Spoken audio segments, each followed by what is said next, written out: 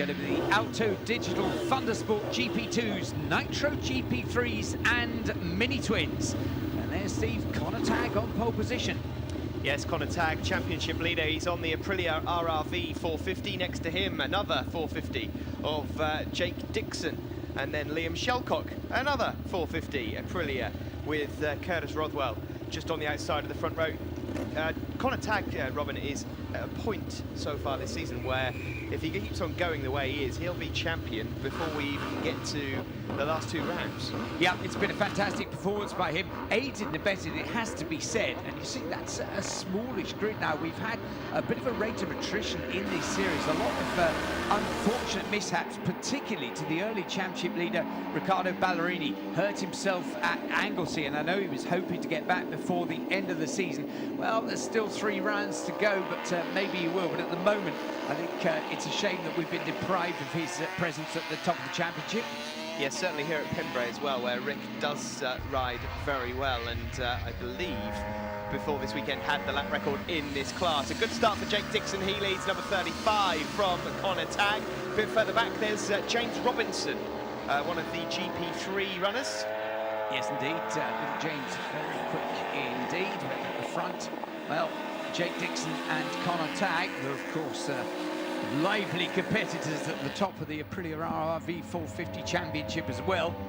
And they're out on their Aprilias at the moment. They're out the front of this. It's going to be a fantastic head-to-head between them. But it's been very competitive also in the Mini Twin, Steve. For most of the first half of the season, Ian Popplewell was the runaway leader in the Mini Twin Championship. He was just picking off wins, and we thought there was a chance at one stage that he might win every single round of the year. But Curtis Rothwell has stuck his nose in there and become very quick indeed, and he's a doughty competitor, and he's nicked a good few wins off Ian recently. Yes, and Dave Palfreman also has been up there and been hassling Ian. I think Ian's still a surefire favourite for the championship, but had both Dave and Curtis been up at the start where they are now, then we may have seen a different championship. It's still Dixon that leads here from Connor Tagg. I saw in 3rd position a little while ago, number 93, Al Russell. Alan, who runs the A&R Racing here in the Thundersport GB paddock, and he was supposed to be riding back at Snetterton, but had 1 or 2 dramas and is out there playing at Pembrey. Yeah, it's good to see him out there on his usual mount, the Honda 400.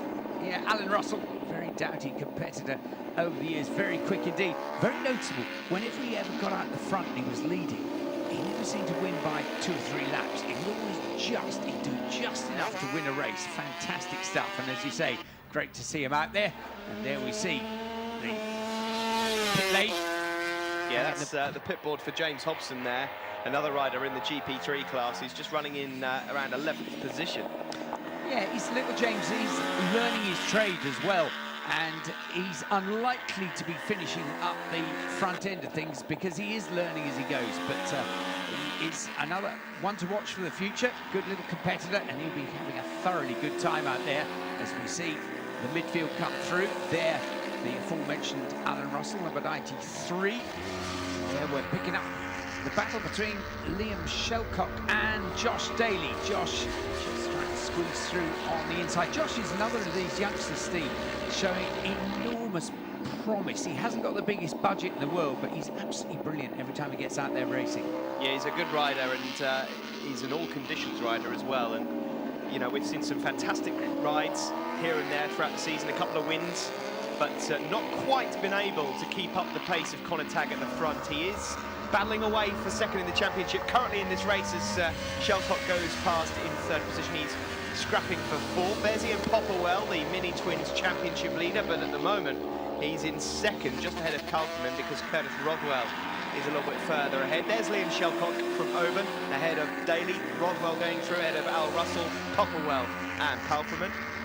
Yep, you see the similar team colours there of Rothwell and Palfreman. There is Dave, his brother Adam, racing this weekend as well. In fact, both Dave and Adam race in all sorts of series. They get more racing miles in the weekend than almost anybody, except, of course, Connor Tagg, who's out there in these GP2s. And as we mentioned earlier, the 450 RRVs as well, all just watching him through there. And for a moment, it was all getting a bit unship shape, but they settle back in the line astern.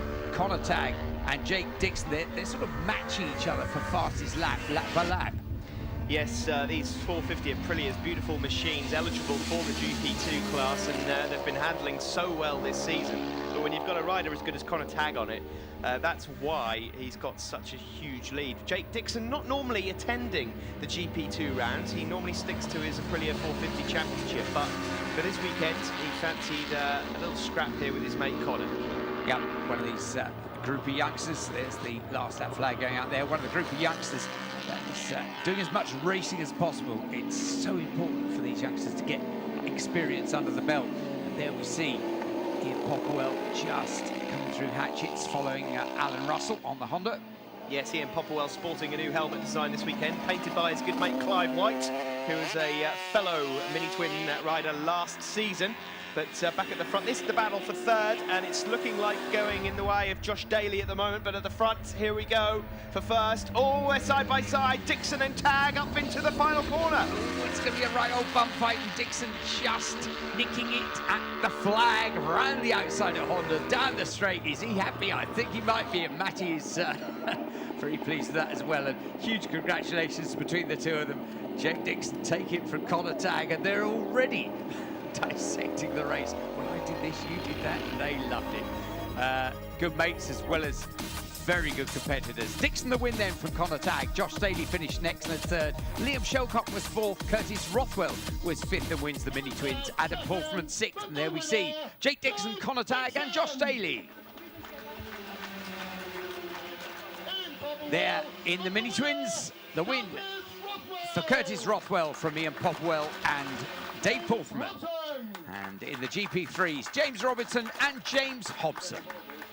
It was brilliant, that race, really, because we haven't really had the pace all weekend, because our bike, we're not on our bike, we're on Ian Newton's, so thanks to him for lending us the bike, because our bike did a coil in the second session on the Friday, so just trying to get the settings down. We've changed a few suspension, and we seem to be round about the pace now, so hopefully I can be up there in the 450 race, so we'll see what we can show them our hand and see if we can win that as well. That was a great win, Jake, particularly on Not Your Machine. Who would you like to thank?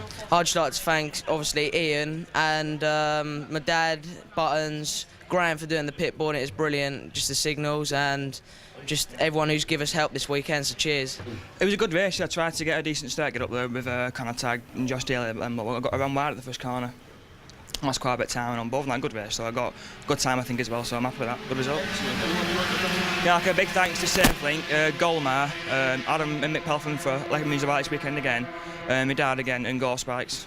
It was good because I was struggling to get down with lap times from the start of the weekend, so in warm-up this morning I knocked off 1 second, so I'm happy, but I was good, I just couldn't get to the guys in front. Excellent, excellent. And anybody you'd like to thank? Yeah, I'd like to thank my mum and dad and just for supporting and Rocket Centre for helping us out.